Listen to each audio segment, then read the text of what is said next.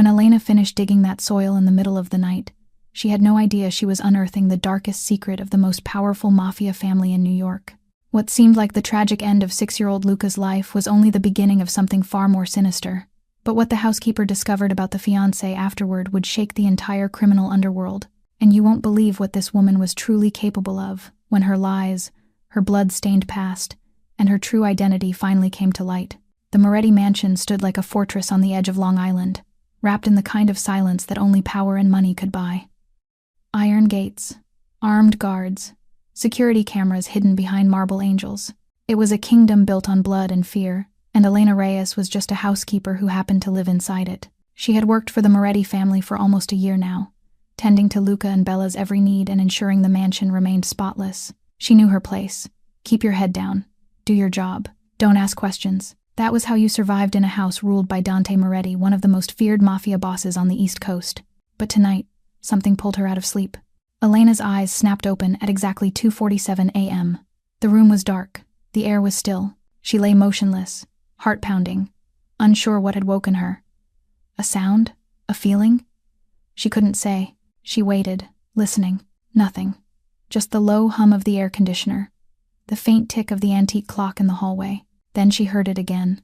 A sound soft, muffled, almost like a whimper. It came from outside, somewhere beyond her window. Elena sat up slowly, pushing the blanket aside. Her hands were trembling, though she didn't know why. She crossed the cold floor barefoot, pulling back the curtain just enough to peer into the night. The backyard stretched out beneath the moonlight like a silver painting. Trimmed hedges, a marble fountain, and beyond it Victoria's rose garden. Rows of red and white roses, perfectly arranged, perfectly maintained. It was the pride of Dante's fiancé, the place she spent hours tending every afternoon. But something was wrong. Near the far edge of the garden, the soil looked different, darker, uneven, freshly disturbed.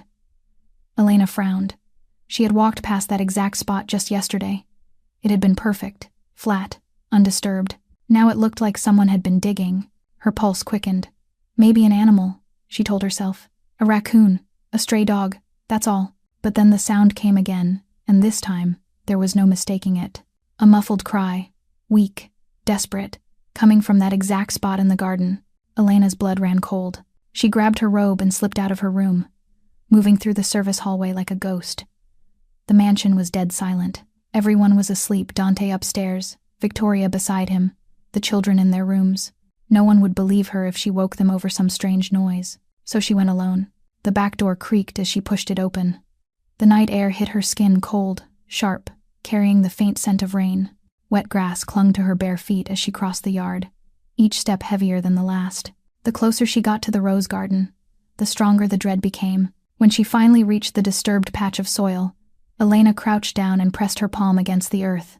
It was loose, soft, recently turned. Her breath caught, then thump, a faint knock, from below. Elena's heart stopped. She pressed her ear to the ground, barely breathing. And then she heard it, a weak, strangled moan, the sound of tiny fists hitting wood, the desperate gasp of someone running out of air. Someone was under there, buried, alive. Elena stumbled back, her whole body shaking. This wasn't possible. This couldn't be real. But the sounds didn't stop. They kept coming faint, fading, growing weaker with every second. Whoever was down there was dying, and Elena was the only one who knew. She looked back at the mansion. Dark windows, sleeping guards, no one watching, no one listening. If she screamed, would anyone come? Would anyone believe her? Or would they bury her too? Her hands trembled. Her mind screamed at her to run, to go back to her room, lock the door, pretend she never heard anything. But she couldn't, because deep down, Elena Reyes knew what it felt like to be abandoned, to cry out for help and hear only silence. She would not let that happen to someone else. Not tonight. Elena turned and ran toward the garden shed, her heart pounding in her ears. She fumbled in the darkness until her fingers closed around a wooden handle. A shovel. She gripped it tight and ran back to the garden, back to the spot where the soil was loose, where someone was buried beneath the roses. "Hold on," she whispered into the night. "I'm coming." And then she began to dig. Someone was under there, and they were still alive. The story is only just beginning, and what Elena is about to uncover will change everything forever. If you want to know who is lying beneath that layer of earth, Please like the video right now to support the channel. Share it with your friends if you love dramatic stories like this. And do not forget to subscribe and turn on notifications, because the next part is even darker than you imagine. Elena drove the shovel down into the earth and began to dig. The first layer of soil gave way with a terrifying ease, soft and damp, as if it had been turned over not long ago. She dug faster, harder, cold sweat beating on her forehead even as the winter night bit with its freezing teeth. The smell of wet soil flooded the air, mixing with the scent of roses into something uncanny, at once sweet and lethal. With every thrust of the shovel, Elena felt her heart pound so loudly she could hear it in the stillness of the night. The sound from beneath the ground grew weaker and weaker, as if someone down there was slowly running out of strength. She did not dare stop. She did not dare think about what she might find underneath.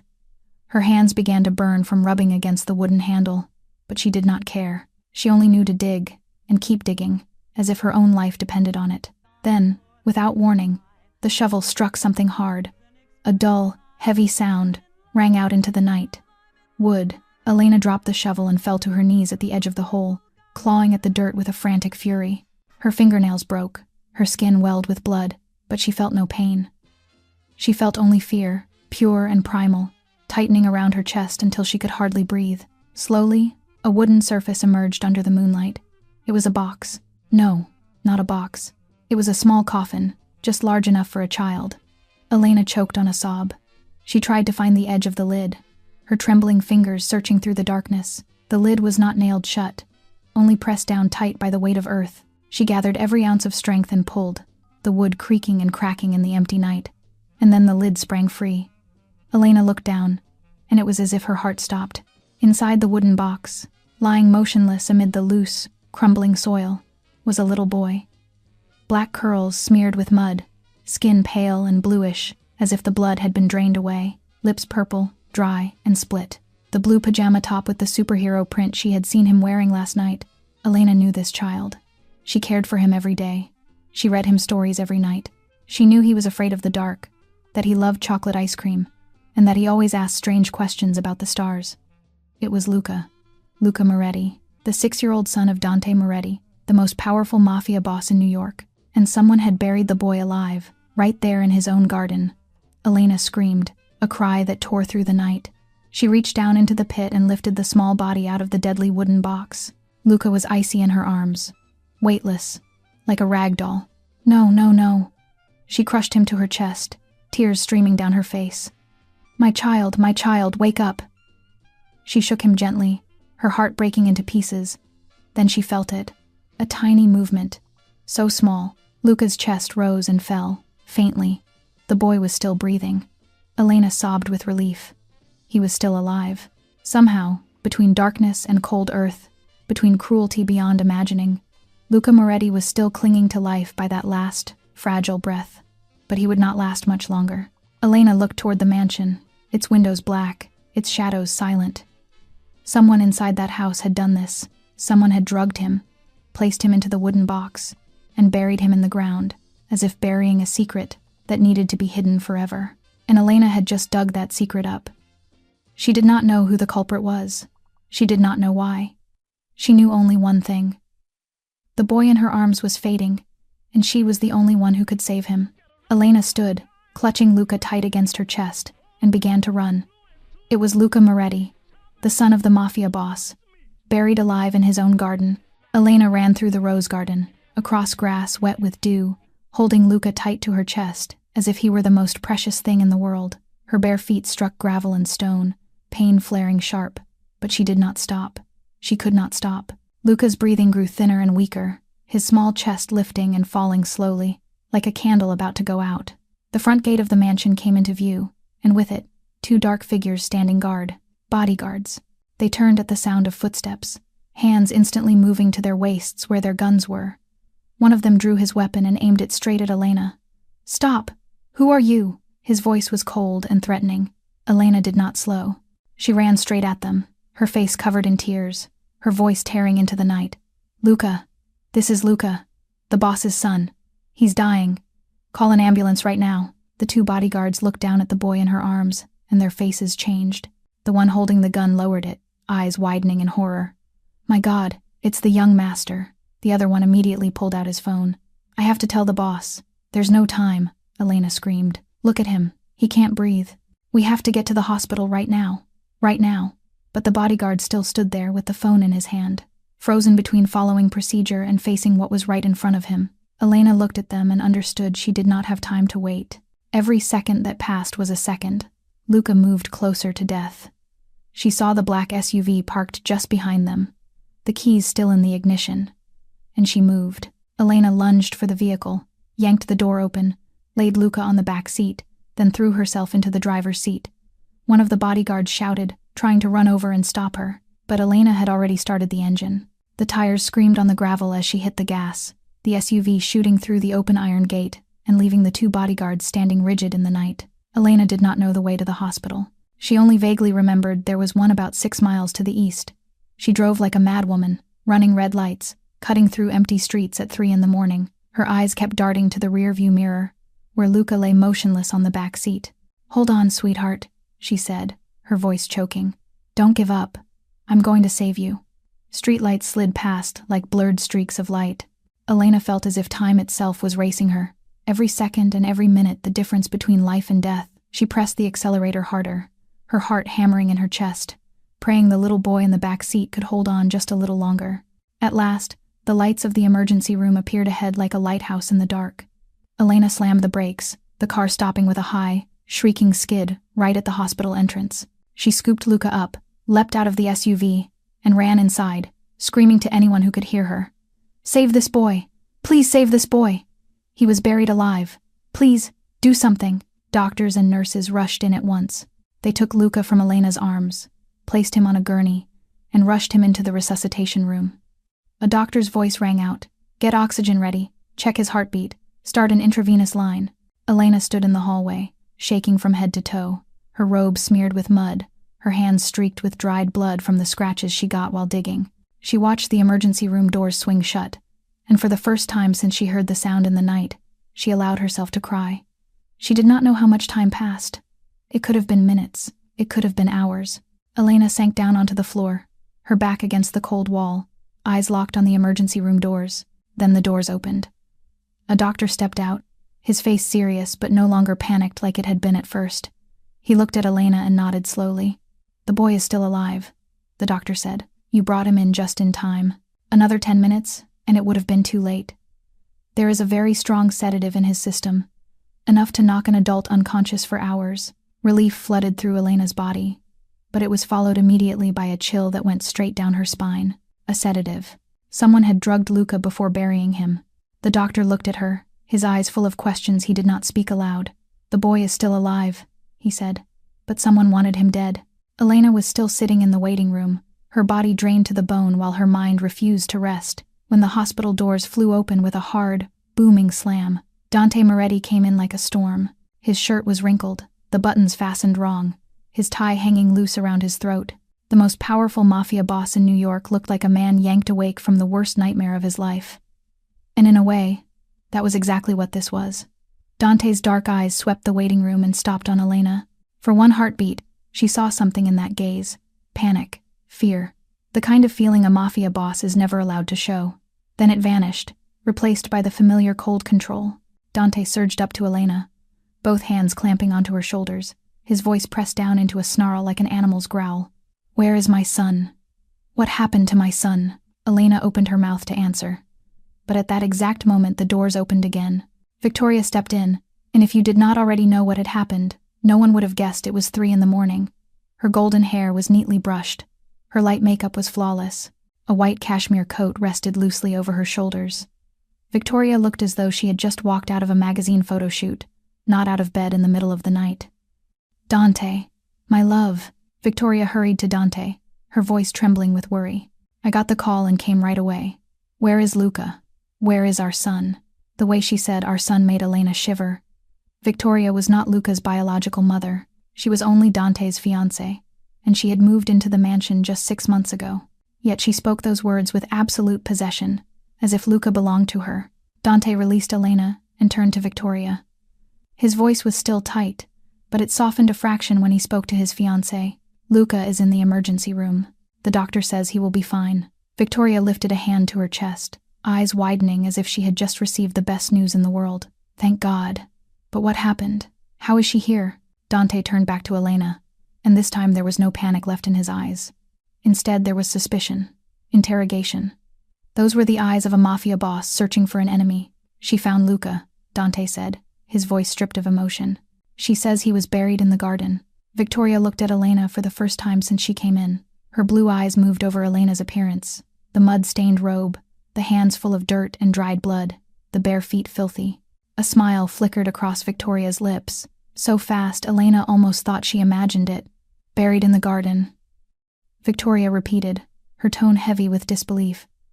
What are you saying, Dante? How could a child be buried in his own garden? Elena spoke, her voice raw with exhaustion, but still fighting to stay steady. I heard a sound close to 3 a.m. I went out to the garden and saw the soil had been disturbed. When I dug down, I found Luca in a wooden box. He could barely breathe. Victoria brought her hand to her mouth, performing horror with perfect precision. Oh God, how terrible. Then she tilted her head, her blue eyes narrowing. But you said you heard a sound at 3 a.m. What were you doing outside in the garden at that hour? Elena felt as if she had been slapped. I woke up because of the noise. Victoria nodded slowly, as if turning it over in her mind. And you decided to go out to the garden, alone, in the middle of the night, instead of waking someone in the house, instead of calling security. Yes, Elena said, but her voice began to tremble. She realized she was being pushed into a corner.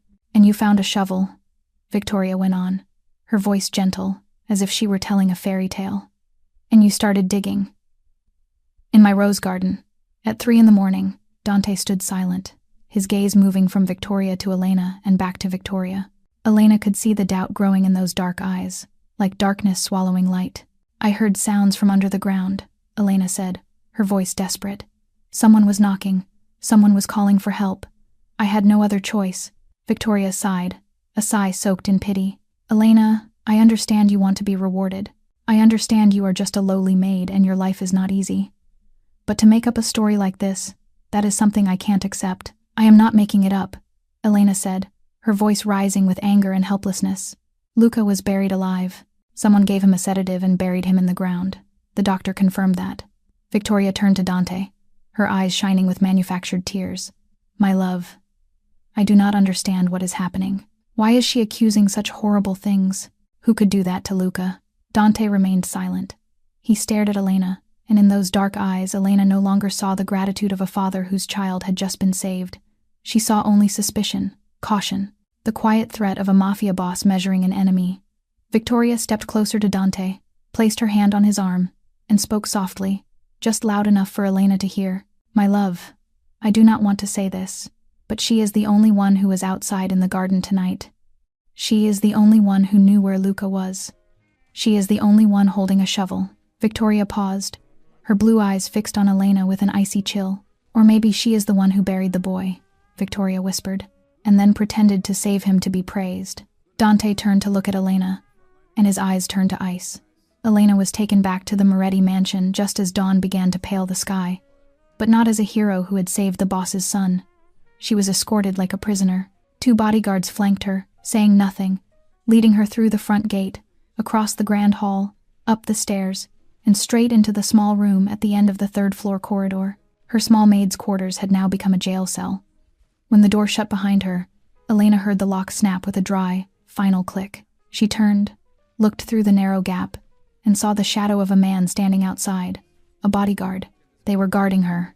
Elena sat on the edge of the bed, her body falling apart after a night without sleep, but her mind could not rest. She thought of Dante's icy stare the last time he looked at her in the hospital. She thought of the brief smile on Victoria's lips when she succeeded in shifting the blame. She thought of Luca, the 6-year-old boy lying in the hospital, nearly dead because of a scheme Elena could not begin to understand. Why? Why would anyone want to kill an innocent child? And why did Victoria try to pin it on her with such terrifying calm? The questions spun through Elena's head, but she had no answers. She had only exhaustion, and a fear that was slowly tightening around her chest. She had saved Luca, yet now she was the suspect. And in the Mafia's world, suspects are not taken to court. They vanish. That day passed in a terrifying silence. No one came to see Elena, no one brought her food. She had only a bottle of water on the table and dark thoughts circling in her mind. Through the window, she could see the rose garden below, the place where she had dug Luca up only hours earlier. Now the garden looked strangely peaceful, as if nothing horrific had ever happened there. But Elena knew the truth. She knew a dark secret was hidden inside this mansion, and she knew Victoria was involved. Night fell, and darkness swallowed the small room. Elena lay on the bed, eyes wide open, staring at the ceiling, unable to sleep. Every small sound made her flinch. Footsteps in the hallway, wind brushing the window, leaves and branches whispering in the garden. She did not know what was waiting for her. She did not know if she would survive this night. Then she heard a different sound, a soft scratching at the door. Not knocking, scratching, as if someone was trying to draw her attention without being discovered. Elena sat up, her heart hammering. She moved quietly to the door and pressed her ear to the wood. "Miss Elena." A whisper slipped through the crack. A child's voice. "Miss Elena, it's me, Bella." Elena knew at once. It was Bella, Dante's 9-year-old daughter, Luca's older sister. "Bella, why are you here?" Elena whispered back through the door. "You have to go back to your room right now. If someone sees you here, there will be trouble." But Bella's whisper did not stop. "I have to tell you something. It's important. I do not know who else to tell." Elena heard the tremble in the girl's voice. It was fear, the confusion of a child carrying a secret too big to hold. "Go on," Elena said softly. "I'm listening." A long silence stretched out. Then Bella spoke, her voice so small Elena had to hold her breath to hear it. "Last night, I could not sleep. I was scared of ghosts. So I went into the hallway because I wanted to go to Luca's room and sleep with him. But when I walked past the window, I saw Mom Victoria." Elena felt her heart miss a beat. "What did you see, Bella?" "Victoria was outside in the garden," Bella whispered. "It was around 11 at night. She was holding a shovel, and she was walking toward the rose garden." Elena felt as if someone had dumped a bucket of ice water over her head.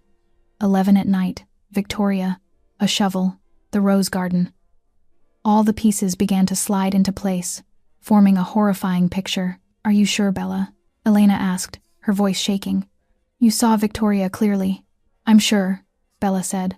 "I recognized her nightgown, white with lace, and her blonde hair was shining under the moonlight. I could not be wrong." Elena closed her eyes, fighting to steady her trembling. Now everything was clear. Victoria had gone into the garden at 11 at night with a shovel, and close to 3 in the morning, Elena found Luca buried under the ground. Victoria had done it. She had buried Luca alive. But why? "Bella, have you told anyone about this?" Elena asked. "No," Bella said, her voice afraid. "I'm scared. I do not know who to tell. Dad is at the hospital with Luca, and Mom Victoria, I can't. I'm scared of her." Elena understood. She understood the fear of a 9-year-old child who had seen something terrible about the adults around her. "Bella, listen to me," Elena whispered through the crack of the door. "You can't tell anyone about this, especially not Mom Victoria. Do you understand? No one. I promise," Bella said. "But Miss Elena, you did not do it, did you? You did not bury Luca." "No, sweetheart," Elena said, her eyes burning. "I would never hurt Luca. I love him. I knew it," Bella said. "I knew you were not a bad person." Then Elena heard the light patter of footsteps running farther and farther away. Bella was gone, leaving Elena alone in the dark with a priceless clue and a decision she had to make. She knew the truth. Victoria had buried Luca alive, but no one believed her. Dante had been manipulated by Victoria. The bodyguards were watching her like a prisoner, and if she stayed here waiting, either she would be framed and disappear, or Victoria would find a way to erase every trace of evidence. She had only one choice. Elena stood up, her eyes hard with resolve in the darkness. If no one believed her, she would find the proof herself. Tonight, Elena waited until the clock struck 2 in the morning before she moved. She had spent the entire night planning, watching through the crack of the door to learn the rhythm of the bodyguard's patrol outside. Every 45 minutes, he left his post to use the bathroom or get coffee. That was the only window she had. Elena quietly opened her bedroom window. The room was on the 3rd floor, but outside there was a small balcony that connected to the east hallway of the mansion. If she was careful enough, she could move along the balcony and slip inside through the hallway window without anyone noticing. Her heart beat like a war drum as she climbed over the window ledge, her feet finding the icy metal railing. The night wind hit hard at this height, forcing her to cling to the wall to keep her balance.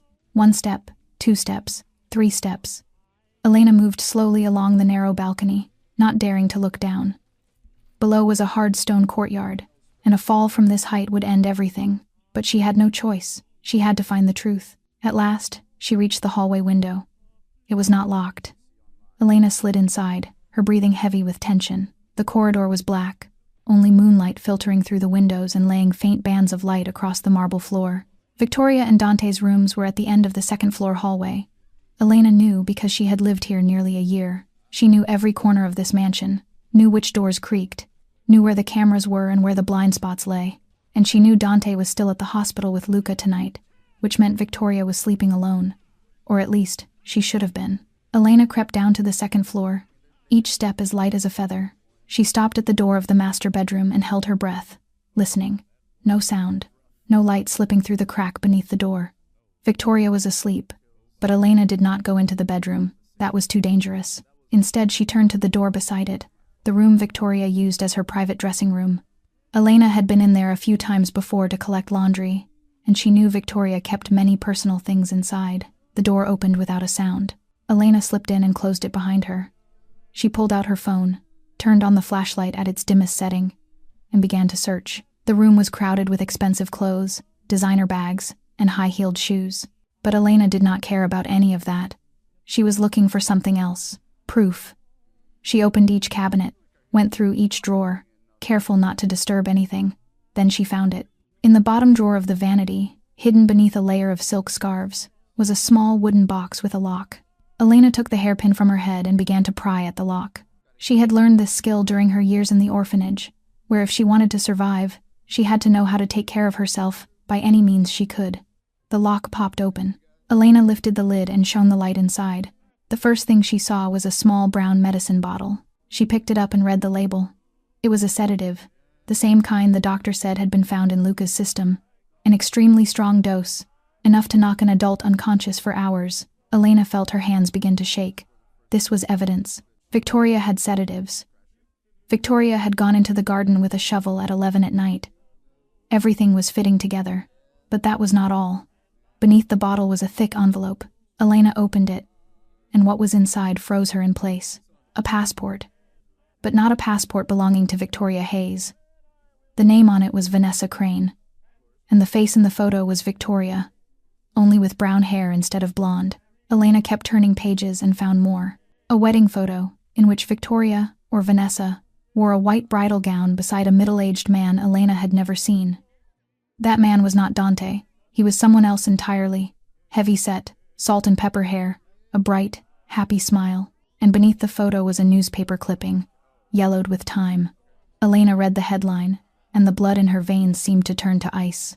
Wealthy businessman dies mysteriously at home. Young wife inherits entire fortune. Police suspect foul play but lack evidence. The date on the article was 5 years ago. The place was Texas. Elena kept flipping and found more clippings. Another case in Miami. 3 years ago. Another husband drowned in a boating accident. The wife was the sole heir. Another case in Chicago. 2 years ago. A businessman died in a house fire. The wife miraculously survived and collected the full insurance payout. Every case had one thing in common. A beautiful young wife, a wealthy husband, a sudden death, and the wife vanished soon after collecting the inheritance. Elena studied the photos in those articles more closely. The hair color changed, brown, then black, then red. The names changed, Vanessa, then Monica, then Rachel, but the face did not change. It was Victoria, always Victoria. Elena let the papers fall, her hands trembling violently. Now she understood everything.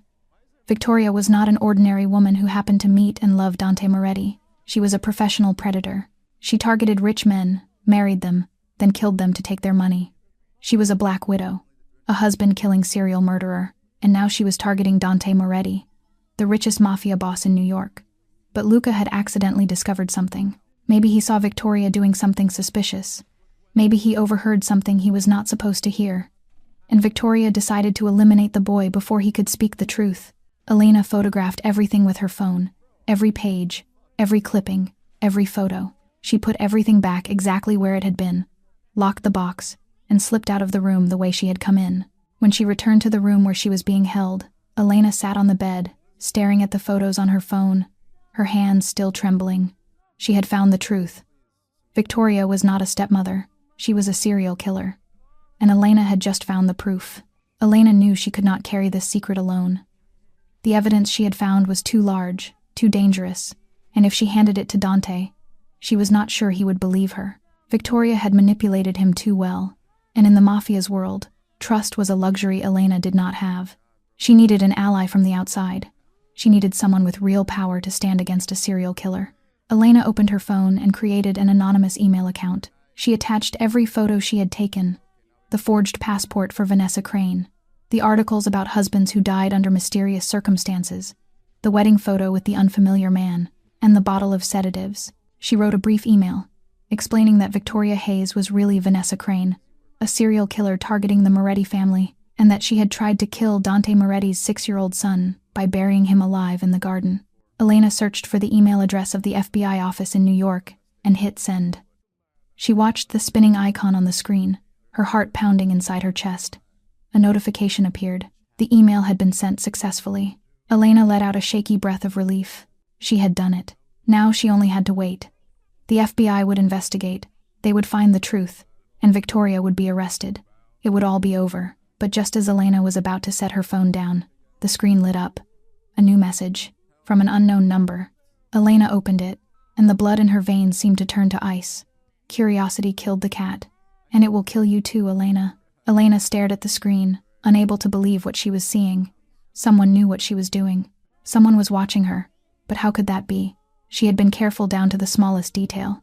She had used an anonymous email. She had not told anyone, unless someone was monitoring her phone, or someone had seen her slip into Victoria's room. Another message appeared. Do you really think you are smart? Do you really think you can play this game with me? Then a third message. Look out the window, Elena. Elena felt as if an invisible hand had closed around her throat. She did not want to look. She was afraid of what she would see. But her legs moved on their own, carrying her to the window as if guided by something she could not fight. She pulled the curtain aside and looked down at the garden below. The rose garden lay silent under the moonlight, white and red blossoms glimmering as if dusted with silver.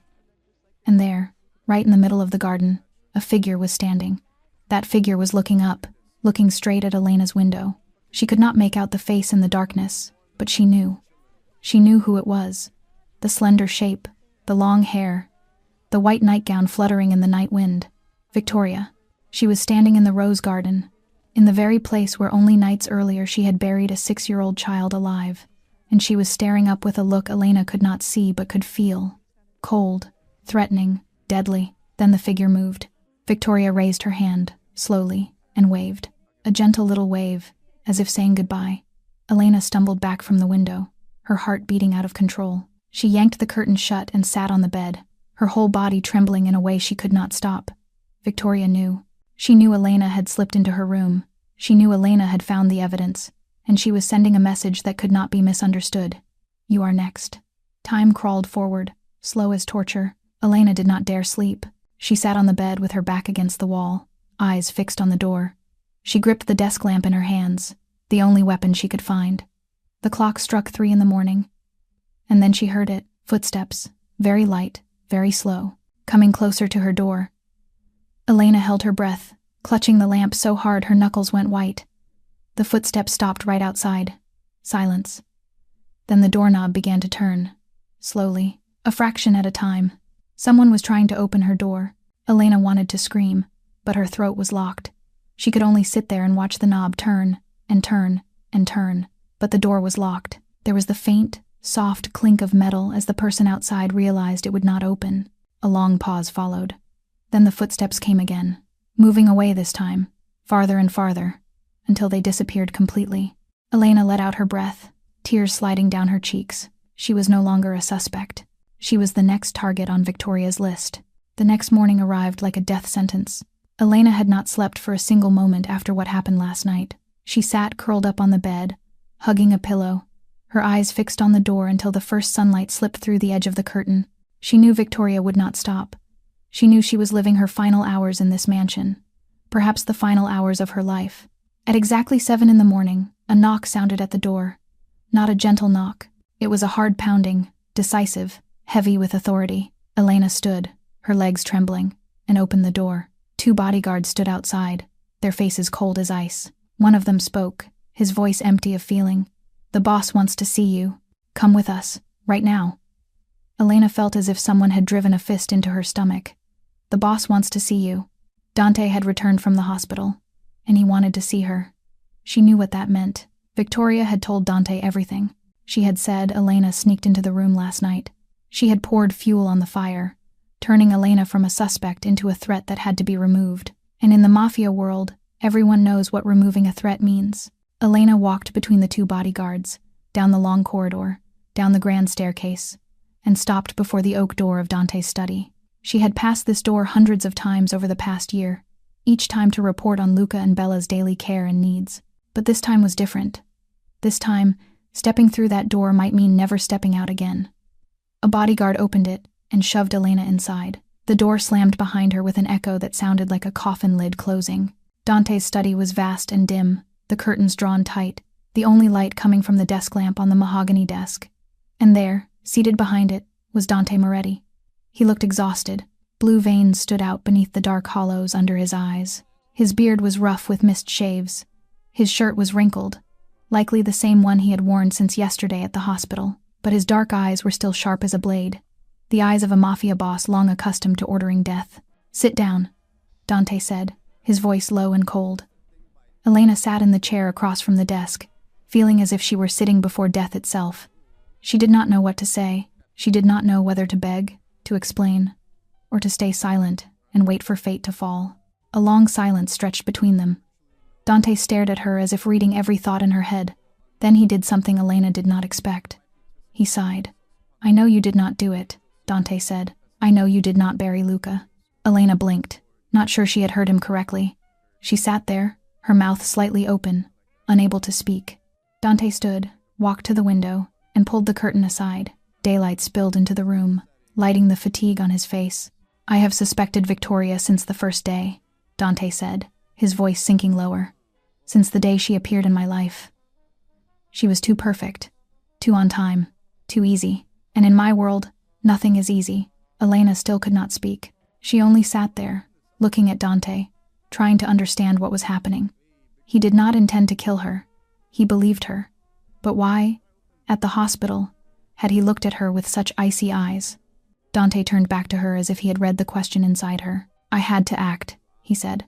"Victoria is watching everything. If she knows I suspect her, she will disappear, and I will never find the truth." Dante walked to a file cabinet and pulled out a thick stack of papers. He set it on the desk in front of Elena. "This is what Enzo found," he said. "Enzo has been investigating Victoria for 6 months, since the day she moved into the mansion." Elena looked down at the file and felt as though she were looking at what she herself had found last night, only far more detailed. Photos of Victoria under many identities. Vanessa Crane in Texas, Monica Wells in Miami, Rachel Porter in Chicago, and many other names, in many other cities. 3 husbands, Dante said, his voice cold as ice. All 3 dead within 2 years of marriage. All 3 leaving everything to their wife.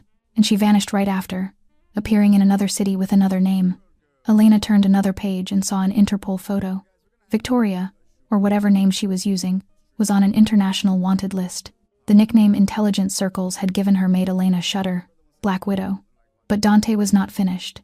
He took another photograph from the desk drawer and placed it in front of Elena. It showed a young, beautiful woman with long black hair and a gentle smile.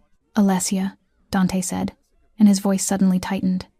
"My wife, Luca and Bella's mother." Elena looked at the picture, then up at Dante. For the first time, she saw something else in the eyes of the cold Mafia boss. Pain, loss, and hatred. "Alessia died in a car accident 2 years ago," Dante said. "The brakes failed. The police called it an accident, but I always suspected, and now I know why." He pulled out another sheet. It was Enzo's report, recording that Victoria had appeared in Dante's life 6 months before Alessia died. She worked at a flower shop near Dante's company. She happened to meet Alessia and became my wife's friend. She knew Alessia's schedule. She knew the car Alessia drove. She knew everything. "She killed Alessia," Dante said, each word falling like drops of acid.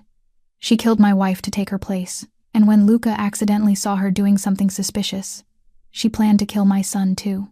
Elena felt tears slide down her cheeks, not knowing whether she was crying from relief or from the grief she felt for the man in front of her. Dante Moretti, the ruthless mafia boss, was in truth a husband who had lost his wife, a father who had almost lost his child, all because of a venomous snake he had unknowingly brought into his home. "If she killed Alessia," Dante said, his voice cold as death itself, "I will bury her in that very garden." Dante and Elena spent that entire morning making plans. They sat in the study with the door locked tight and the curtains drawn closed, talking through every smallest detail of how to bring Victoria down without giving her any chance to escape. The plan was simple, but it demanded flawless coordination. Dante would keep playing the role of the blindly devoted fiancé, keeping Victoria close while Elena quietly reached out to the FBI to confirm they had received the evidence. Enzo would gather more information about Victoria's old cases, searching for surviving witnesses or forensic traces that local police might have missed. Once the FBI had enough to issue a warrant, they would coordinate with Dante to arrest Victoria right there at the mansion. She would not get a second chance to run. But there was one problem neither Dante nor Elena had anticipated. Victoria was not stupid. She had survived decades of deception and murder without being caught. She knew how to read people, how to sense danger, and most of all, how to plant her own people everywhere. Enzo was the one who discovered it first. He was Dante's right hand, a 40-year-old man with a scarred face and eyes sharp as knives. Enzo had followed Dante since they were nothing but street thugs, and his loyalty to his boss was absolute. That was why, when Enzo uncovered the traitor, he was not all that surprised. In the Mafia world, betrayal is everyday business. Enzo knocked on the door of Dante's study that afternoon, his face tight with tension. "Boss, we have a problem," Enzo said. "I know why Victoria is always one step ahead of us." Dante looked up, his dark eyes narrowing. "Say it." "Marco," Enzo answered, his voice thick with contempt. "That guard. He is reporting everything to Victoria." Elena felt as if someone had punched her in the stomach. Marco. She knew him. He was one of the bodyguards who had escorted her back from the hospital. He was the man who stood watch outside her door every night. And he had heard everything. Enzo went on, his voice cold. "I saw him making calls in secret last night. I followed him and found he was talking to Victoria. He told her the boss called Miss Elena into the study. He told her the boss no longer trusts Victoria. He told her everything." Dante stood so fast his chair scraped the floor, his fist clenched until the knuckles went white. "That dog," he growled. "I paid him for 5 years. I treated him like a brother. And he betrays me for a woman." Enzo nodded. Victoria promised him something. Money, status, maybe even herself. Idiots always think with the head below instead of the head above. Elena rose, her heart stumbling in her chest. "That means Victoria knows everything. She knows we are planning. She knows we are investigating her. She will not sit still." Dante turned to Elena, his eyes darkening. "I know. We have to move faster. Enzo, go find Marco and take care of him. Then we will take Victoria tonight before she gets a chance to run." Enzo nodded and turned toward the door. But the moment his hand touched the doorknob, he stopped. His face changed color. One hand went to his chest. The other reached forward as if searching for something to hold on to. "Enzo!" Dante shouted, lunging toward his right-hand man. But Enzo fell. He crashed to the floor like a building brought down, his massive body lying motionless on the expensive Persian rug. His eyes rolled back, foam spilling at his mouth, his limbs jerking in uncontrolled spasms. Elena saw the coffee cup rolling on the floor, dark brown liquid spilling out and soaking into the rug. The cup of coffee Enzo had drunk when he came into the room. The cup a servant had brought him less than 10 minutes ago. "Poison," Elena whispered, her eyes wide with horror. Dante dropped to his knees beside Enzo, checking his pulse and his breath. "He's still alive," Dante said. "Call the doctor, now." A bodyguard ran to fetch the family's private doctor. Dante cradled Enzo's head, trying to keep him from choking. And Elena stood there, watching the chaos unfold, understanding a terrifying truth. Victoria knew. She knew they were planning to arrest her. And instead of waiting, she had struck first. She had taken out Enzo, the most dangerous threat to her, before he could do anything. But if Victoria dared to poison Enzo inside the mansion itself, it meant she was no longer hiding. She was declaring war. And in this war, she was always one step ahead. Elena looked at Dante, her whisper shaking. "She knows. She is always one step ahead of us." Enzo survived. The Moretti family's private doctor pumped his stomach and administered an antidote in time. The dose of poison Victoria used was strong enough to kill an ordinary man. But Enzo was not an ordinary man. His powerful build and exceptional health kept him alive long enough to be treated, but he needed at least 24 hours to recover completely. Dante sat beside Enzo's bed in the mansion's private medical room, his face carved from stone. He had made a mistake. He had underestimated Victoria. She was not merely a beautiful con artist. She was a cold-blooded killer, ready to strike at any moment. And if Dante did not move quickly, the next one to fall could be Elena, or worse, Bella or Luca. "We need to change tactics," Dante told Elena when she came to visit Enzo.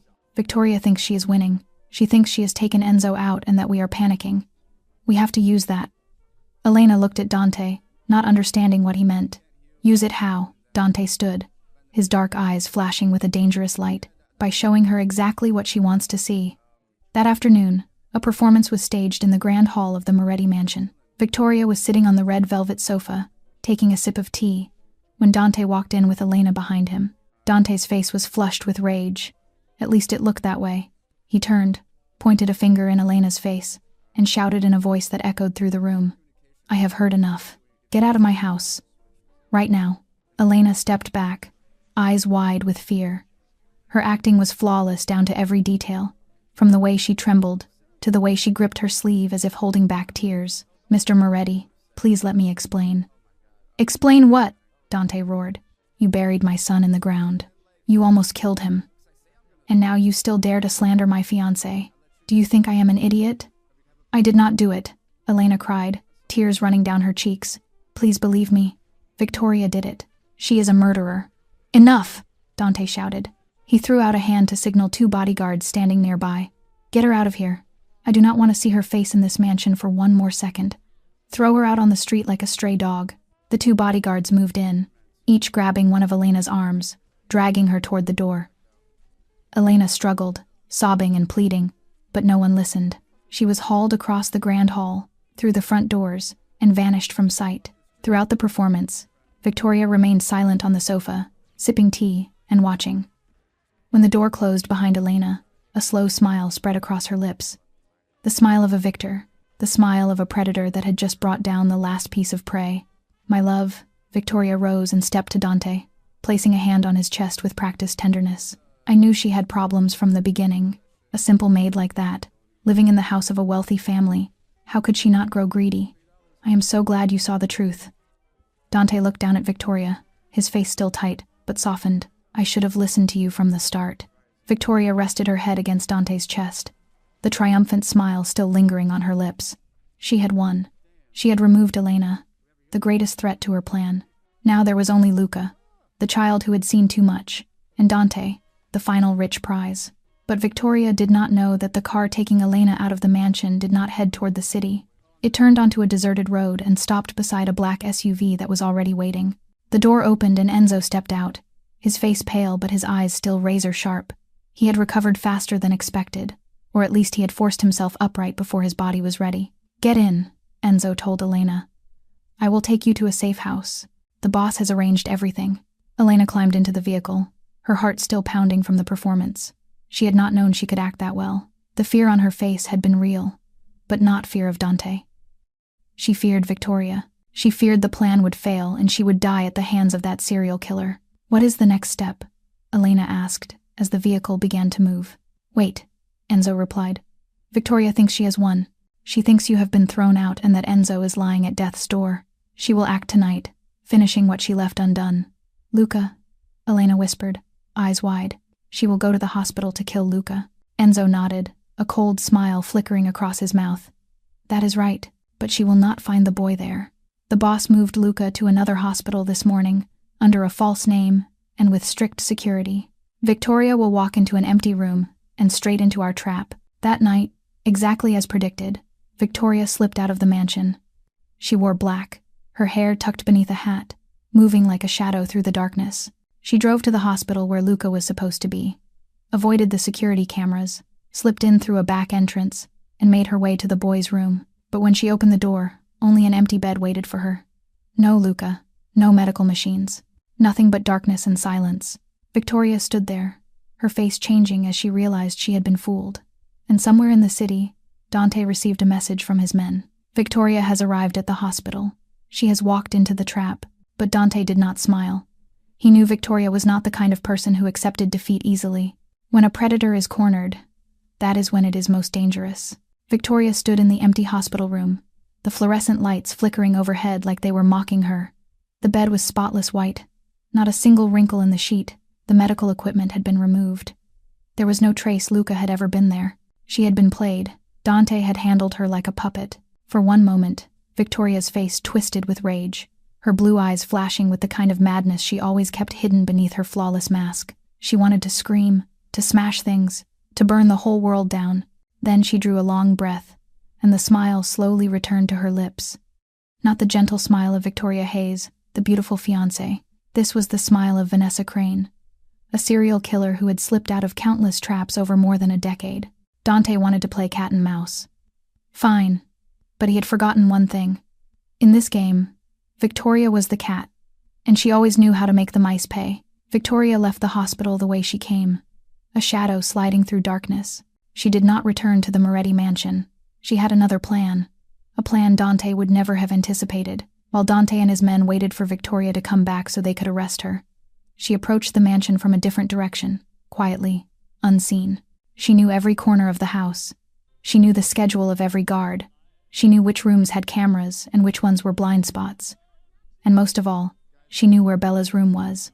Dante's 9-year-old daughter was sleeping soundly in her pink room on the second floor, unaware that the worst nightmare of her life was slipping in through the window. Victoria moved as softly as a ghost, avoiding every sound, until she stood beside Bella's bed. The little girl lay curled under the covers, black hair spread across the pillow, an angelic face peaceful in sleep. Victoria looked down at the child with eyes as cold as ice. She did not hate Bella. She did not love Bella. To Victoria, the girl was only a piece on the board, a tool to reach an end. And tonight, Bella would become the perfect hostage. Victoria pulled out a cloth soaked with sedative and pressed it over Bella's nose. The child jolted awake, eyes wide with terror as she recognized her stepmother's face. But within seconds the drug took hold. Bella's eyes slowly closed, her small body going limp in Victoria's hands. Victoria lifted the child and vanished into the night. An hour later, Dante's phone vibrated. He was sitting in his study, waiting for news from the men watching the hospital, when he saw Victoria's name glowing on the screen. He hesitated for a second, then answered. Victoria. His voice was cold. Where are you? Victoria's laughter rang through the phone, bright and terrifying. My love, I am so disappointed in you. You thought you could fool me. You thought I was stupid enough to fall into that cheap little trap. Dante tightened his grip on the phone, unease rising in his chest. What do you want? Oh, nothing much, Victoria replied, her tone as light as if she were talking about the weather. I just want you to know you have lost. You wanted to play cat and mouse, right? Fine, but you forgot that I am the cat here. A long silence followed. Then Victoria spoke again, and her voice turned to ice. And now, I have your daughter. Dante shot to his feet, his chair flying backward with a loud scrape. What? What did you say? Bella, Victoria said, sounding pleased. She is sleeping so nicely right beside me. Do not worry, I have not done anything to her yet. Not yet. If you touch a single hair on my daughter's head, Dante roared, his voice shaking with rage and fear. And what will you do? Victoria laughed. Kill me? You do not even know where I am. But do not worry, I will give you a chance to save her. I do not want Bella. I want your tutor, sweet Miss Elena, who stuck her nose where it did not belong. Dante fell silent, his heart tightening like a fist around it. Elena. Victoria wanted Elena. Here is the address, Victoria said, reading out a string of numbers and a street name in Brooklyn. An abandoned warehouse. She has 2 hours to get here. Alone. No weapons. No police. None of your men. If I see anyone besides her, Bella will die. And if she does not come, Victoria's voice sank into a whisper, dripping with cruelty. Then your daughter will die slowly, just like Luca almost died. Maybe I will bury her somewhere no one will ever find. Maybe I will let her wonder why her father did not come, while she is fading in the dark. Dante wanted to scream, to crush the phone in his hand, to tear Victoria apart piece by piece, but he knew he had no choice. Victoria had won this move. She had flipped the board in a single night. 2 hours. Elena, Victoria said at last. Come alone, or the girl will die slowly, just like Luca almost died. Elena stood before the rusted iron door of an abandoned warehouse in Brooklyn, her heart pounding as if it might burst straight out of her chest. Night covered the deserted industrial district, and only the streetlights cast their pale glow onto puddles left behind after the afternoon rain. She had come alone, exactly as Victoria demanded. No weapon, no police, no protection, just her, and the small recording device hidden in the lining of her bra, the only weapon she still had left to use. Dante had protested fiercely when Elena decided to go. He wanted to mobilize all his men, surround the warehouse, and kill Victoria before she could harm Bella. But Elena stopped him. Victoria was not someone who could be fooled twice. If she saw even the smallest sign of the Morettis, Bella would die. Elena had to go alone. She had to stall long enough for Dante and Enzo to find a way to move in without being seen. And she had to get Victoria's confession, to make sure that no matter what happened, that serial killer would never escape justice. Elena pushed the iron door, and the squeal of metal echoed through the stillness. Inside, the warehouse was black as ink, with only a single hanging bulb spilling a small pool of light in the center. And in that circle of light, Elena saw them. Bella sat on a wooden chair, her hands tied behind her back, her mouth sealed with tape. Her eyes were wide with terror, tears running down her cheeks, staring at Elena as if she were the only salvation left in the world.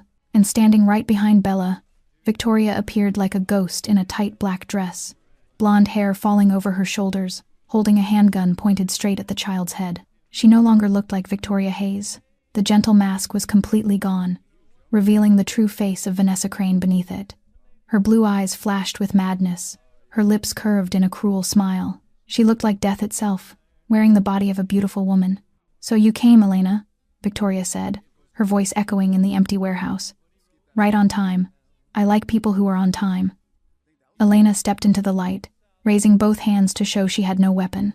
She kept her eyes on Victoria, fighting not to reveal the fear tightening around her throat. "I'm here," Elena said. "Let Bella go. She has nothing to do with this." Victoria laughed, a clear, bright sound that rang in the darkness like wind chimes. "Nothing to do with it. She is Dante's daughter. She knows too much, just like her brother, just like you. In my world, people who know too much are not allowed to live." "Why?" Elena asked, forcing the conversation to stretch, forcing time to move more slowly. "Why do you have to do all of this? You have money, you have status, you could have anything you want. Why kill people?" Victoria tilted her head, looking at Elena the way someone looks at an interesting insect. "You really want to know? Fine. You are about to die anyway. Maybe I should tell you the story of my life as a farewell gift." Victoria stepped to the side, the gun still aimed at Bella, but her eyes drifted into the distance, as if she were remembering. "My first husband was a businessman in Texas," Victoria began, her voice gentle, as if reading a fairy tale. "He was 56, ugly, obese, but rich. I met him in a bar when I was 23, a poor girl with nothing but beauty. He fell for me, married me, and left me everything in his will. 6 months later, he died of food poisoning. The police suspected nothing. I was the poor young wife who had just lost her husband." Victoria smiled, her gaze far away. "That was the first time I killed someone, and I realized it was easier than I ever imagined." "The second husband in Miami," Victoria continued, "a hotel owner, richer than the first. I met him at a charity party, married him after 6 months of dating, and 1 year later he died in a boating accident offshore. The boat exploded. No one suspects a grieving widow." Elena stood there, the recorder in her clothing capturing every word Victoria spoke. She fought to keep her voice steady even as her hands trembled. "And the third in Chicago," Victoria replied, "a real estate investor. He died in a house fire. I survived by luck and collected the entire insurance payout. By then, I had perfected my craft. I knew how to choose prey, how to build trust, how to disappear after taking everything." Victoria turned back to Elena, her blue eyes shining with pleasure. "And Alessia," Victoria said, Dante's first wife's name falling from her mouth like a curse. "She was the only obstacle between me and Dante Moretti. I met Dante at a New York high society party, and I knew immediately he was the perfect prey. Rich, powerful, and most importantly, Mafia, which meant a death in his family would never be investigated too closely. But he had a wife." "So you killed Alessia," Elena whispered. Victoria nodded, without a shred of regret. "I befriended her. I learned her schedule. And one day, I cut her brake line. She died on the way to take the children to school. A tragic accident. No one suspected a thing. And 6 months later, I appeared in Dante's life like an angel comforting a widower." "And Luca?" Elena asked, her voice catching. "He was only 6. How could you do that to a child? Victoria shrugged, as if she were talking about killing a fly. The boy saw me mixing sedatives into his milk one night when he woke up for water. He looked at me with those innocent eyes and asked what I was doing. I knew sooner or later he would tell his father. He had to die. If you had not stuck your nose in, he would have been dead long ago. Victoria stepped closer to Elena, the gun now aimed straight at Elena's chest. And now, Elena, Victoria whispered, her blue eyes cold as ice. You will join them, the maid who knows too much. Victoria tightened her grip on the gun, the icy barrel aimed straight at Elena's chest from less than a meter away. In that instant, Elena saw death in the blue eyes of the serial killer. There was no hesitation, no mercy, only the absolute coldness of a predator about to finish its prey. Elena closed her eyes, bracing for the gunshot she knew was coming. She thought of her life, of the orphan years in the children's home, of the times she had been betrayed, of Luca and Bella, the two children she had loved as if they were her own. At least she had saved Luca. At least she had tried with everything she had. But the shot never came. Instead, an engine roar tore through the night. Then blinding light exploded, punching through the warehouse darkness like hundreds of suns rising at once. Headlights. The headlights of multiple vehicles charging straight toward the warehouse door. Victoria turned, eyes narrowing against the glare, and the gun shifted away from Elena for a fraction of time. In that moment, the iron door burst open with a thunderous crash. Dante stormed in first, a gun in his hand, dark eyes burning with hatred. Behind him came Enzo, still recovering from the poisoning but charging forward like an enraged bull. And after them poured dozens of Moretti guards, all armed to the teeth. Victoria reacted like lightning. She spun and fired twice. The gunshots echoed through the warehouse like rolling thunder. The first shot skimmed past Dante's shoulder, slicing the air just inches from his head. The second found its mark. Enzo dropped with a scream, clutching his right shoulder as blood poured out in a violent stream. He hit the concrete floor, his massive body jerking in pain, yet still fighting to lift his gun with his other hand. Dante fired back, but in the chaos the bullet missed, striking the steel pillar behind Victoria and throwing off sparks. Victoria used that moment to retreat toward Bella. She yanked the bound child up from the chair, one arm locking around Bella's throat, the other pressing the gun to the girl's temple. Bella screamed through the tape over her mouth, eyes wide with terror as she looked toward her father, pleading for a rescue she did not know would come. "Stop!" Victoria shouted, her voice echoing through the warehouse. "Everyone stop right now, or the girl dies." Dante stood there, his gun still aimed at Victoria, but his finger on the trigger was shaking, unable to squeeze. He could not shoot, not with Bella used as a shield, not when a stray bullet could steal his daughter's life. Around them, the Moretti guards froze as well, guns raised but no one daring to fire. The air was so tight it felt like it could be cut with a knife. Victoria backed toward the rear exit of the warehouse, dragging Bella along like a doll. With every step she took, Dante advanced one step, and every time Victoria tightened her arm around Bella's neck. "One more step, Dante," Victoria said, her voice cold as ice. "One more step and your daughter dies." Dante stopped, his fist clenched until the knuckles turned white. His eyes pinned Victoria with all the hatred and helplessness a father can feel. He was the most powerful mafia boss in New York. He could order anyone killed. He could buy this entire city if he wanted. But in this moment, he was completely powerless. "Let my daughter go," Dante said, his voice breaking. "I will give you whatever you want. Money, freedom, anything. Just let Bella go."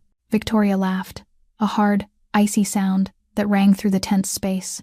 "Too late, my love. You had your chance to be happy with me.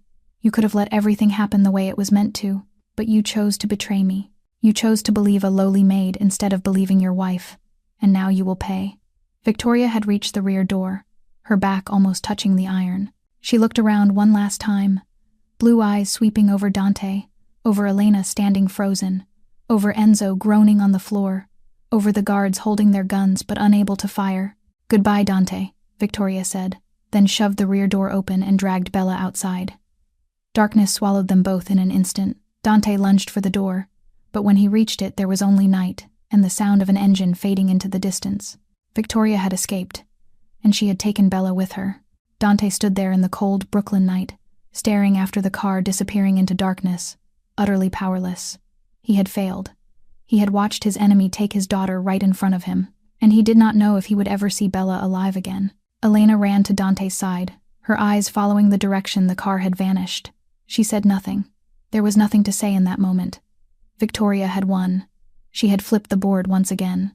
And now Bella's life was entirely in the hands of a serial killer with not a shred of conscience. Elena did not think. She did not give herself time to think. In the moment, Dante stood there, helpless, watching Victoria's car disappear. Elena sprinted toward the rear door and ran into the darkness, with every last ounce of strength left in her exhausted body. She had no weapon. She had no plan. She had only one thought circling in her mind like a desperate prayer. Save Bella. Save her at any cost. By luck, Victoria did not get as far as she thought she would. The car she planned to use for her escape had been shot through the tire by one of Dante's guards during the gunfight. Victoria was dragging Bella on foot across the empty lot behind the warehouse, headed for the iron fence at the far end of the industrial zone. She still had the gun, still hauled Bella like a hostage, but she was slowing down, and Elena was catching up. Elena came from behind without a sound of warning. She lunged, both hands grabbing Victoria's shoulders and yanking her down. All three crashed into the muddy ground, Bella rolling to the side with a strangled sob, while Elena and Victoria fought in the dark. Victoria screamed with fury, the gun in her hand firing one wild shot, the bullet disappearing into the night without hitting anyone. Elena seized Victoria's wrist and slammed it hard against the ground, once, twice, 3 times, until the gun flew from Victoria's grip and skidded away through the mud. But Victoria was not an opponent who could be put down easily. She was a serial killer who had survived decades of running and killing. She knew how to fight to stay alive. Victoria twisted and drove her elbow into Elena's face. Pain exploded like lightning, blood surging from Elena's nose. But Elena did not let go. They rolled in the mud, scratching, punching, kicking, struggling like 2 wild animals fighting to the death. But Victoria was stronger than Elena expected. Faster, more ruthless. In one brutal moment, Victoria flipped the fight, pinned Elena to the ground, and wrapped both hands around her throat. Elena could not breathe. She felt the crushing pressure on her windpipe, felt the blood cut off from reaching her brain. Her eyes bulged, her mouth opened, hunting air, but nothing reached her lungs. The world began to blur, bright spots dancing in front of her eyes like fireworks. Die, Victoria snarled, her face twisted with hatred, her blue eyes flashing with madness in the dark. Die like all the others. Die and leave me alone. Elena felt her strength draining away. She felt darkness swallowing her consciousness. She was going to die. She knew it, and she could do nothing to stop it. Then a voice rang out, small and trembling, yet filled with stubborn resolve. Let Miss Elena go. Victoria froze. She turned her head and saw Bella standing there, only a few steps away. Somehow the girl had freed her hands, maybe because the knot had loosened during the struggle. The tape over her mouth had been torn away, and in her shaking hands, pointed straight at Victoria, was the gun that had been knocked loose moments before. Bella had picked it up. Victoria looked at the 9-year-old holding a gun on her and laughed, a cold sound that cut through the night like a crow's cry. Sweet girl, put the gun down, Victoria said, her voice as sugary as if she were speaking to a stubborn child. You do not know how to use it. You will only hurt yourself. Let Miss Elena go. Bella repeated, her voice trembling but her feet planted. Her dark eyes stared straight at Victoria with a hatred no 9-year-old child should ever have to carry. Victoria rose, releasing Elena, and began to walk toward Bella. She was not afraid. She had faced police, detectives, suspicious husbands. A 9-year-old holding a gun did not make her flinch. You will not shoot, Victoria said, stepping closer and closer. You are a good little girl. You are not a killer like me. You do not have the nerve to pull the trigger and watch someone else bleed. Put the gun down, Bella. Put it down, and I will not hurt you. Bella stood there, hands shaking violently, tears streaming down her cheeks, but the gun stayed fixed on Victoria. She thought of her real mother, dead in a car crash that she now knew was not an accident. She thought of Luca, her little brother, who had nearly suffocated under cold earth. She thought of Elena, who had loved her like a mother, now lying behind Victoria on the ground, gasping for air. You killed my mom, Bella said, her voice breaking. You buried my brother. You are not my mom. You are a monster. Victoria was one step away. She reached out to snatch the gun. You will not shoot. The gunshot cracked like thunder. Victoria dropped, clutching her right shoulder as blood poured out. She screamed in pain, rolling in the mud, unable to believe a 9-year-old had truly pulled the trigger. Bella stood there, the gun still in her hands, her body shaking beyond control. She looked down at Victoria, groaning at her feet, at the blood spreading across the ground, and she began to cry. But she did not regret it. She had done what had to be done. She had protected the people she loved. Flashlights burst on from every direction. Sirens wailed in the distance. Footsteps rushed in. Dante arrived first, wrapping Bella in his arms, ripping the gun from her hands and holding his daughter as if he would never let go again. Behind him, men in jackets marked FBI surrounded Victoria, cuffing her despite her screams. Detective Marcus Cole stepped forward, looked down at Victoria sprawled in the mud, then turned to Elena as Enzo helped her to her feet. "It is over," Detective Cole said.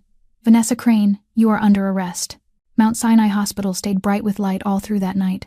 Elena lay in a hospital bed, a white bandage wrapped around her throat where the bruises from Victoria's hands still burned beneath the skin. The doctor said she was lucky to survive, that a few more seconds and her windpipe would have been crushed completely.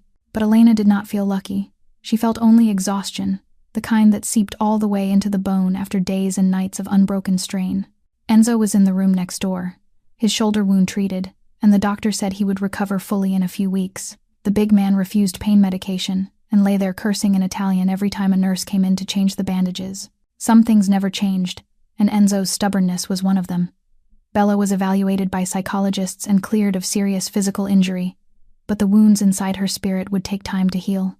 She sat in the chair beside Elena's bed, holding her hand in a tight grip, refusing to leave even though Dante had told her again and again to go home and rest. "I want to stay here with Miss Elena," Bella said, her voice still raw from crying too much.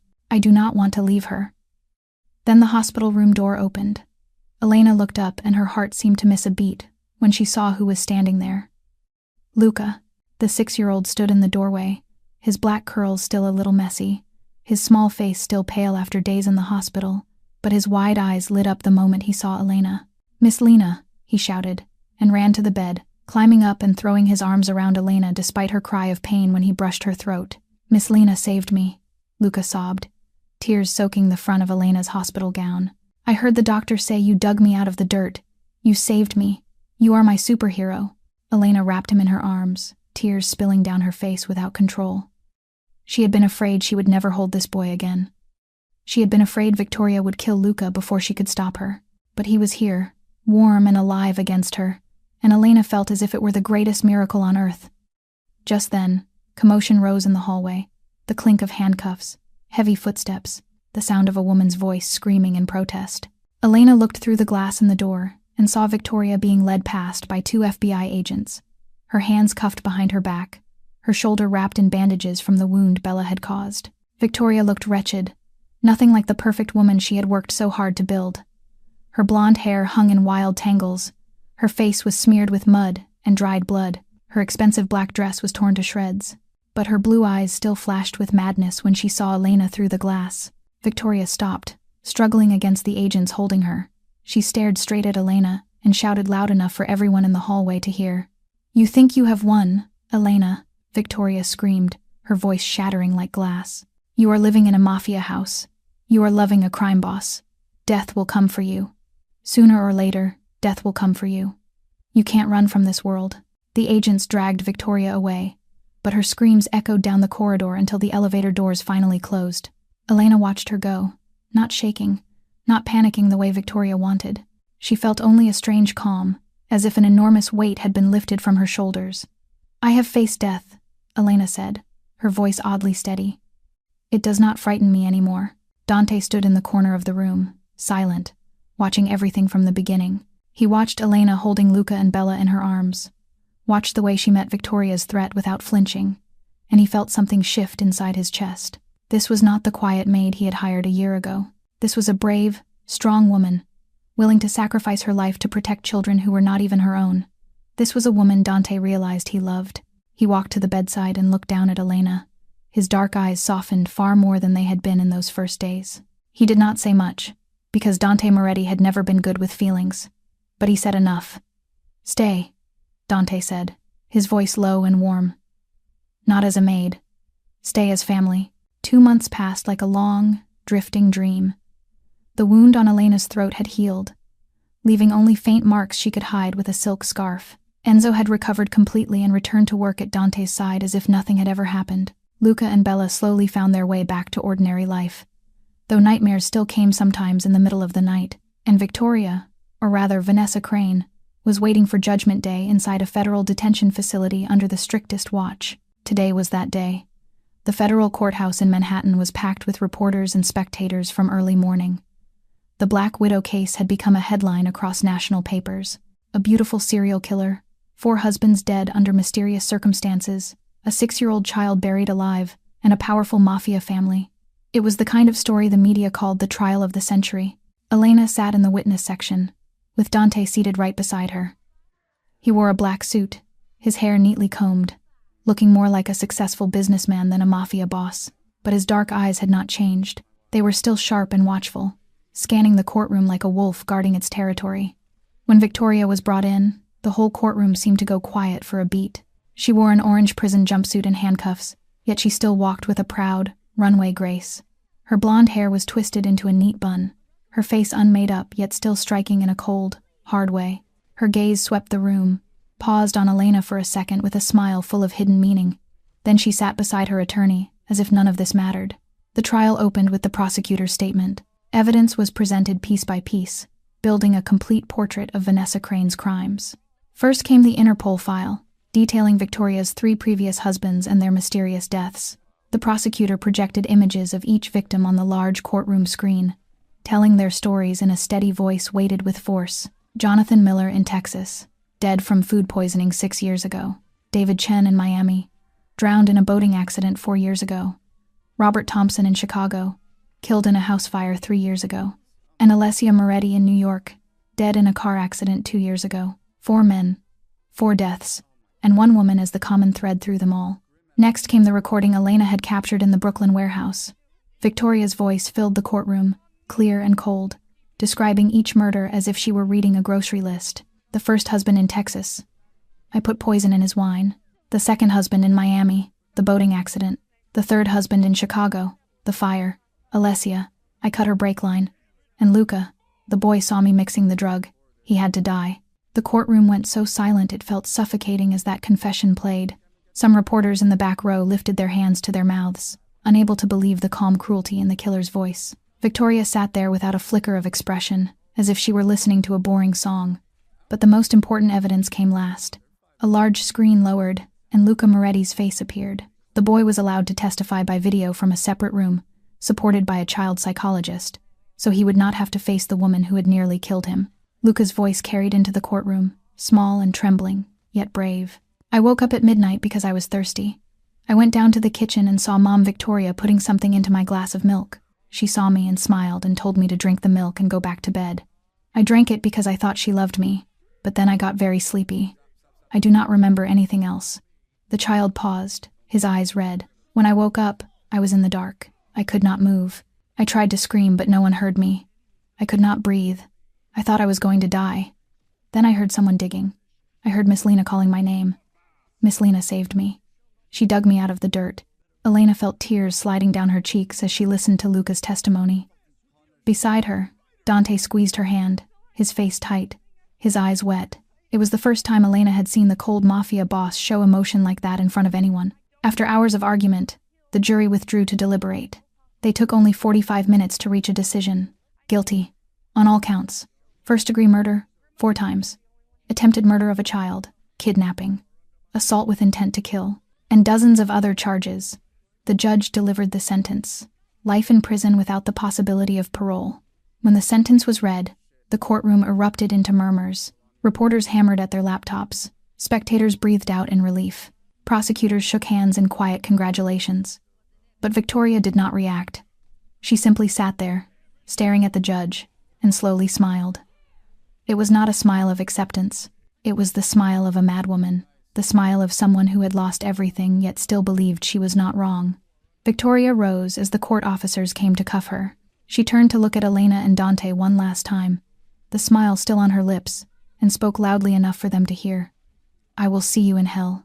Then she was led away, the crazed smile never leaving her mouth until the courtroom doors shut behind her.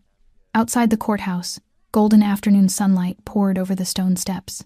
Elena stood there, breathing in the clean air of freedom, of justice, of a new chapter in her life.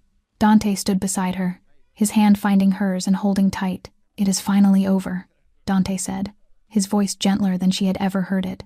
Elena turned to him, looked into the dark eyes that were no longer as cold as before, and nodded. "It is finally over." 6 months had passed since the day the trial ended, and the Moretti mansion had changed in ways Elena never would have imagined. The darkness that once haunted every corner of the house slowly dissolved, replaced by the sound of children's laughter echoing through the corridors, by sunlight spilling through wide-open windows, and by the fragrance of roses blooming in the garden behind the house. The rose garden, once the scene of a horror beyond words, had been completely replanted. Luca was the one who suggested it. He said he did not want the garden to be left abandoned, did not want it to remain a reminder of that terrible night forever. He wanted to turn it into something beautiful, something alive, something that could stand for a new beginning.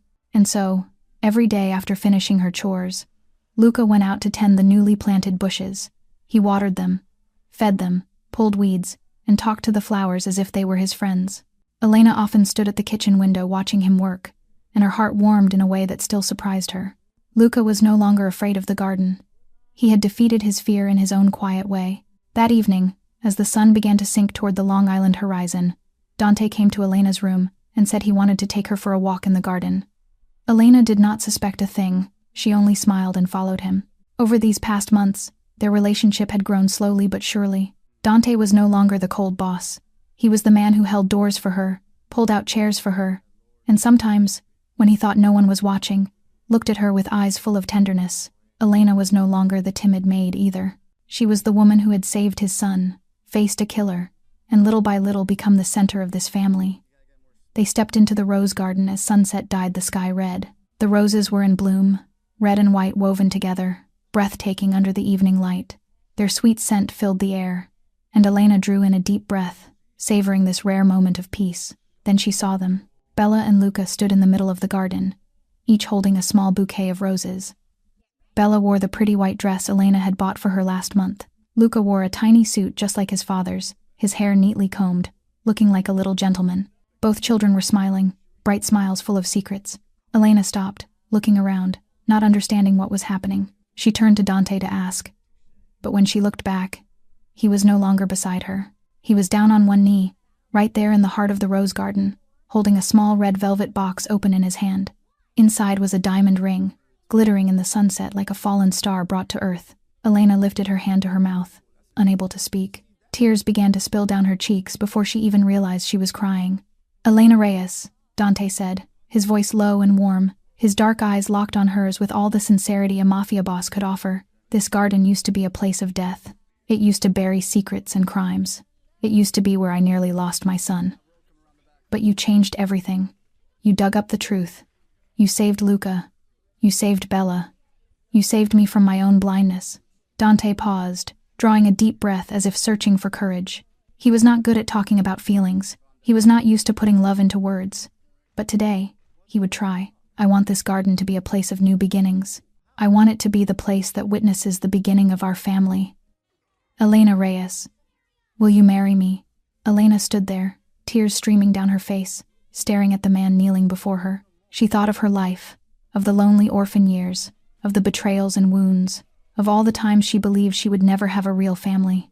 And now that family was right in front of her, a man who loved her, 2 children who saw her as their mother, a home where she belonged. She nodded, unable to speak through the tightness of tears in her throat. "Yes," at last she whispered. "Yes, I will." Dante rose, slipped the ring onto Elena's finger, and pulled her into his arms. And in that instant, Bella and Luca ran to them, wrapping their arms around both adults, laughter and tears blending together in the middle of the rose garden in full bloom. "We finally have a real mom now," Bella said, tears pouring down her face, but her smile bright as the sun. "Mom Lena." Luca clung to Elena's waist, burying his face in her skirt. "Our Mom Lena." Elena held both children close, her tears still falling, and for the first time in her life she felt she truly belonged somewhere. She was no longer the abandoned orphan girl. She was Elena Reyes, soon to become Elena Moretti, and she had a family that loved her more than anything in the world. 1 year later, the Moretti mansion overflowed with fresh flowers and laughter. The wedding of Dante Moretti and Elena Reyes was held right in the rose garden, the very place that 1 year earlier had been the scene of an unspeakable crime, and that had now become a symbol of renewal and love. Hundreds of red and white roses bloomed under the summer sun, forming a vivid carpet of color stretching across the garden. White chairs were arranged in neat rows, where guests sat waiting for the bride to appear, and at the end of the aisle, covered in a red runner, Dante stood in an elegant black suit, his eyes never leaving the doorway where Elena would step out. Beside Dante stood Luca, now 7 years old, in a tiny suit identical to his father's, holding a red velvet pillow with the 2 wedding rings resting on top. He stood up straight, his face solemn like a true gentleman, but his eyes shone with happiness. This was the boy who 1 year earlier had nearly suffocated beneath cold earth, and now he stood here, healthy and full of life, waiting to hand the rings to his father and his new mother. When the wedding music began, the doors opened, and Elena stepped out in a pure white wedding gown. She was breathtaking, her black hair swept up with white roses tucked around it, her eyes bright with joy, and walking just ahead of her, scattering rose petals over the red runner, was Bella in a pale pink bridesmaid dress. The 10-year-old moved with graceful care, sometimes turning back to look at Elena with a radiant smile, as if she needed to make sure her new mother was still there, still walking toward their family. Elena walked down the aisle of roses, looking at Dante and the 2 children waiting for her, and she felt tears rise from happiness. She thought of her journey, from the 8-year-old girl who lost her parents in a fire, to growing up in an orphanage through years of loneliness and abandonment. She thought of the man who once promised to marry her and then ran away with all her savings. She thought of the nights she lay crying alone in a shabby apartment, wondering if she would ever be loved, and now she was walking through the rose garden of a grand mansion, moving toward the man who loved her more than anything, and 2 children who saw her as their true mother. Life had given her so much suffering, but at last, life had repaid her with a family she never dared to dream of. The ceremony was simple, but rich with meaning. When Dante slid the ring onto Elena's finger and spoke his vows, he did not use grand, flowery words. He only said he would protect her, love her, and stand by her until his final breath, and Elena knew he meant it. When they kissed for the first time as husband and wife, the whole garden rang with applause. Luca and Bella ran in to wrap their arms around them, and the 4 of them stood there among the blooming roses, a complete family that had finally found one another. 1 year ago, Elena Reyes had been an invisible maid, cleaning up someone else's broken world. Now she was family. And in the garden where a little boy had once been buried alive, love had taken root in its place. The roses bloomed red and white, no longer hiding secrets, but honoring life. Some secrets, when unearthed, destroy everything. But this secret was different. This secret brought Elena the family she had never had. Our story ends here, but before we part, I want to share a few thoughts about the lesson of this story. Life sometimes places us in situations that feel hopeless, but it is in the deepest darkness that light can shine the brightest. Elena lost everything when she was young, was betrayed as an adult, but she never let those wounds harden her heart. She kept her kindness, her courage, and her ability to love, and those very things led her to her true family. What is the lesson here? Never give up hope. Never let the hurts of the past stop you from loving and being loved, and never be afraid to stand up to protect those who are weaker than you, because sometimes that single brave act will change your whole life.